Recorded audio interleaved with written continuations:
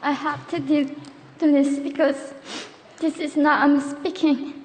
This is the people who want to tell the world what they want to say.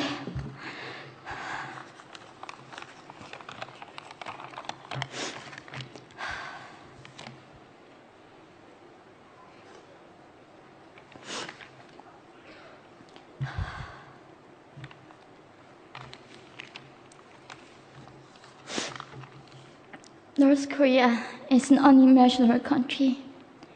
There is only one channel on TV. There is no internet.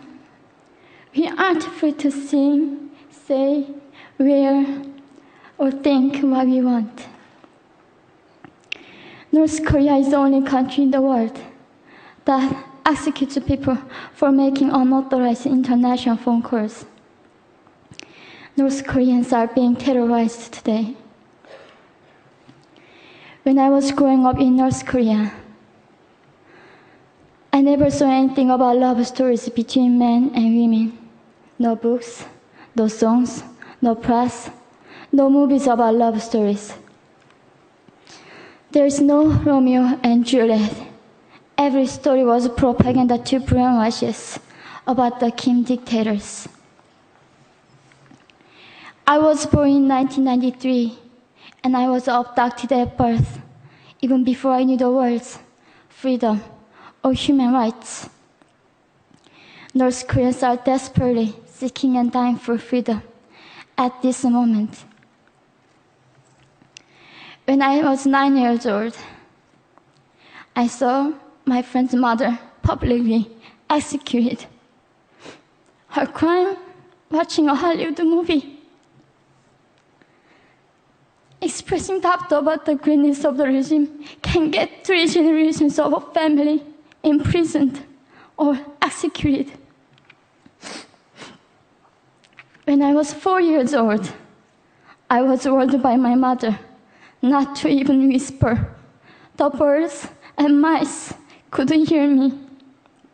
I admitted I thought the North Korean dictator could read my mind. My father died in China after we escaped North Korea. And I had to bury him at 3 a.m. in secret. I was 14 years old. I couldn't even cry. I was afraid to be sent back to North Korea. The day I escaped North Korea, I saw my mother raped. The rapist was a Chinese broker. He targeted me. I was 13 years old. There is a saying in North Korea, women are weak, but mothers are strong. My mother allowed herself to be raped in order to protect me. North Korean refugees, about 300,000, are vulnerable in China. 70% of North Korean and teenage girls are being victimized, sometimes sold for as little as $200. We walked across the Gobi Desert, following a compass. When they stopped working, we followed the stars to freedom. I felt only the stars were with us. Mongolia was our freedom moment. Death or dignity.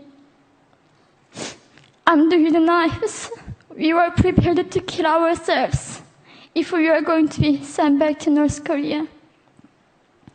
We wanted to live as humans.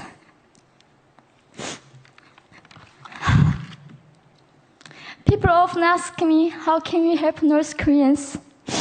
There are many ways, but I would like to mention 3 for now.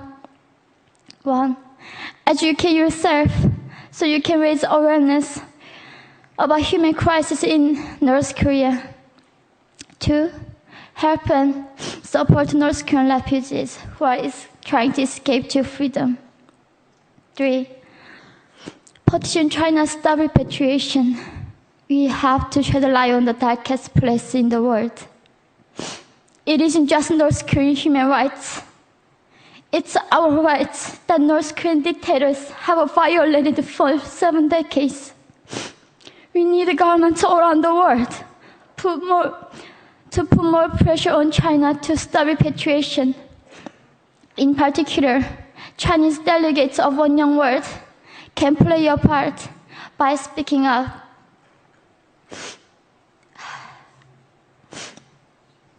North Korea is indescribable. No humans deserve to be oppressed just because of their birthplace. We need to focus less on the regime and more on the people who are being forgotten. One Young World, we are the ones who will make them visible. Fellow delegates, please join me as we make this a global movement to free North Koreans.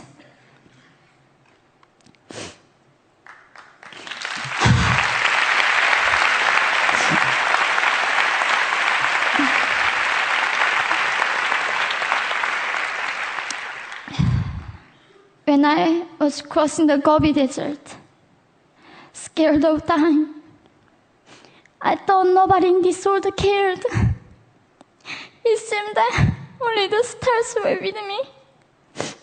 But you have listened to my story. You have cared. Thank you very much.